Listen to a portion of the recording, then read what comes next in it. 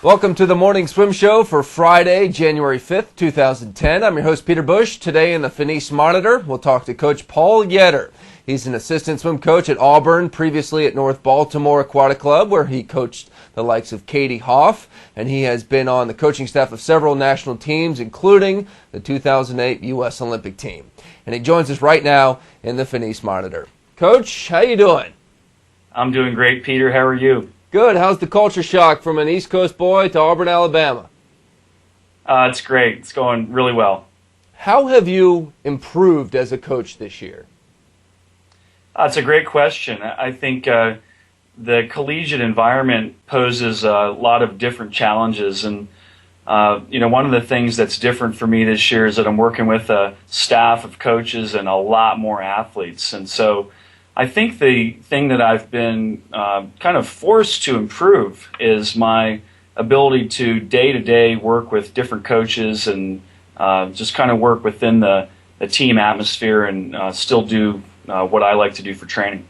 Well, a big part of college coaching is obviously recruiting, and you must have a knack for it. You helped reel in the big fish, Dagny Knutson. Is she polished or is she still raw, I guess is the way to phrase that?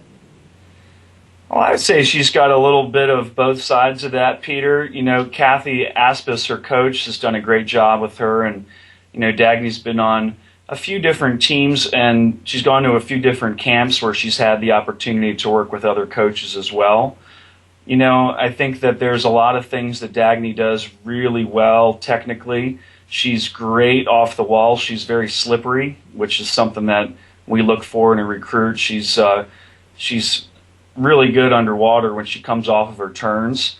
And she's got a lot of great things going on with all four of her strokes. But just like everybody else in the world of swimming, there's always things to do to improve, and we're looking forward to getting the chance to be able to work with somebody of her caliber. What kind of environment does that create on a college team when the best swimmer is a freshman? Well, I think, on our team we have a lot of great swimmers. So, Dagny's going to be swimming with, for instance, Caitlin Geary was on the World Championship team in 2009 and was able to qualify in the 100 freestyle. We also have another swimmer that'll be here next year that did pretty well in Rome named Anna Vanderpool-Wallace. She was 54 plus in the 100. And so Dagny's got a lot of really great swimmers to swim with, and those are just to name a few. So, I don't really think that, we're in a situation here at Auburn to say that there's one person that's just way, way better than everybody else. In particular, when, Dagny's just a freshman coming in, she's going to need to have a little bit of time to adjust and to just kind of adjust to the different coaches, the different environment, going to school here at Auburn, and doing all those things. So, in no way do we think that a freshman coming in, even with her accolades, has to lead our team in any way. Have you guys flipped a coin over who gets to coach her?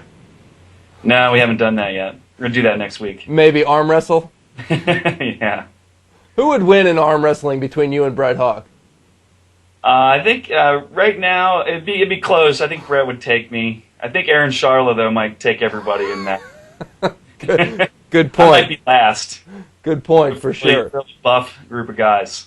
All right, is this a down? This is your first year at Auburn, and obviously they were the team of last decade, but they don't seem to have that same mojo this year. Is this a rebuilding year, or do you expect to contend in March? Oh, no, we fully expect to contend. Our goal has always been the SECs and the NC2As, and traditionally, if you look through the last couple years of results, the Auburn team has done much better in those meets than they have at the dual meets. In fact, I think, this year when we swam against Texas, our men were not able to pull out the victory, but we were a little closer than we were last year. Last year was, from all accounts, kind of a demolition, and this year we swam pretty well, and we've continued to get faster all the way through the season, which is something that we're very excited about. Just last week we had the SEC Conference Swimmer of the Week in Adam Brown, and the SEC Freshman of the Week in Stuart Ferguson. These guys are two of many that are continuing to get faster as we go through the season. Do you work equally with the men and the women's teams? Yeah. Everybody on our staff coaches both men and women. I have a focus on the days that we split into groups of the IMers and kind of the distance swimmers, but oftentimes we train as a team, either the men and the women's team combined as just a big group, or a women's team and a men's team. So I'll work with anybody. How do you relax? Coaching is stressful. How do you wind down? Well, I guess there's lots of different things that one could do to relax. In this day, you hear all the time, like we heard about Urban Meyer last month, in his stressful time before the before the bowl games, and so it is an issue that coaches need to not be 100% just driving all the time. What I've been doing lately is I've been walking to practice, which is it's a 3.7 mile walk to the pool, and I've been going about 3 times a week to and from the pool, putting in about 7.5 miles a day. I've been inspired by our national junior team coach, Jack Roach, who, according to the history books, Jack ran a marathon to practice and back from practice, both, each day for a month straight. You'll have to ask Jack about that sometime. But my 7.5 miles tends to relaxes me on the way to practice. It's gets my mind kind of in a state of non-stress, and taking the walk home, it takes me about an hour, is a much nicer way to spend my time than a 5-minute drive, and a little more relaxed when I get home. That's a good idea. Yeah. Do you still talk to Katie Hoff? I haven't spoken with Katie for a couple months, since she left North Baltimore. Are you guys, would you say, on good terms? Yeah, I'd say we're on good terms. I mean, we're she's a swimmer that's swimming on a different side of the country right now, and she has her things to do, and I have my things to do. But we're certainly not at odds with each other. That's for sure. Do you think Katie still has her best days in front of her? Yeah, Peter, I do. It's been great to see in particular the meet that was in wherever it was, the Nationals meet in December. She swam awesome, going 4:01 in the 400 IM. It's just great to see, and you know how it is with athletics. Once you start getting back to where you've kind of in the area where you've been, it gets a lot easier to get there. I think that one of the toughest things, and I've heard this from many coaches that have a lot more years on me, one of the toughest things to do as an athlete is reach really good heights and really make it happen as an athlete, and then have a bad year or a bad 2 years or whatever the case may be, and then get back to that level. That is a huge challenge. But I feel like I know Katie pretty well, and if there's anybody that can get back there, I think that she's the type of person that's going to be able to do that. I think that this summer she'll show that she's back.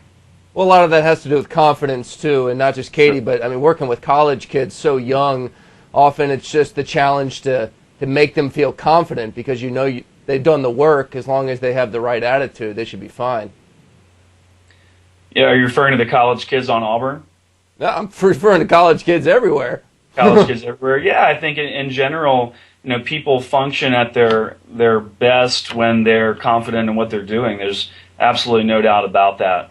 And that's really the challenge as a coach, to figure out what's where the athlete is in terms of their confidence, and that's the thing that you picture in your mind's eye, the way that you perceive yourself, either performing or preparing, or just generally the way you see yourself being, is generally how you are as a person and as an athlete and as a coach too. Hey, Coach, before I let you go, I saw that you're on Twitter. What do I get if I follow Coach Paul Yetter on Twitter? You're not going to get anything because I'm not on it. I used to be on it. You're not? I saw a Twitter account that said Coach at Auburn. Is somebody stealing your identity out there? No, I was on it. I probably stopped Twittering about a month ago. Oh, I'm a month behind. For a while, but Twittering's tough. You got to put stuff out there, and it was fun for a while. I might start back up again. Maybe. That's part of what I do. I'll do one thing and it'll be fun for a little bit, and I never got into Facebook or MySpace or anything like that, but the Twitter I thought was a little more my speed, and it was fun, but no more. Hey, kids these days follow that stuff. That's recruiting right there, Coach. Yeah, maybe in the middle of summer I'll start back. Maybe in the middle of that hour walk home. That's right. All right, Coach, thank you so much for joining us. Appreciate it. Thanks, Peter. Great to be here. All right, that's Coach Paul Yetter joining us from Auburn, and that is it for the show today. We're going to wait to do the poll question results till next week so we can let the diving nationals conclude. So we will see you next week. I'm Peter Bush reminding you to keep your head down at the finish.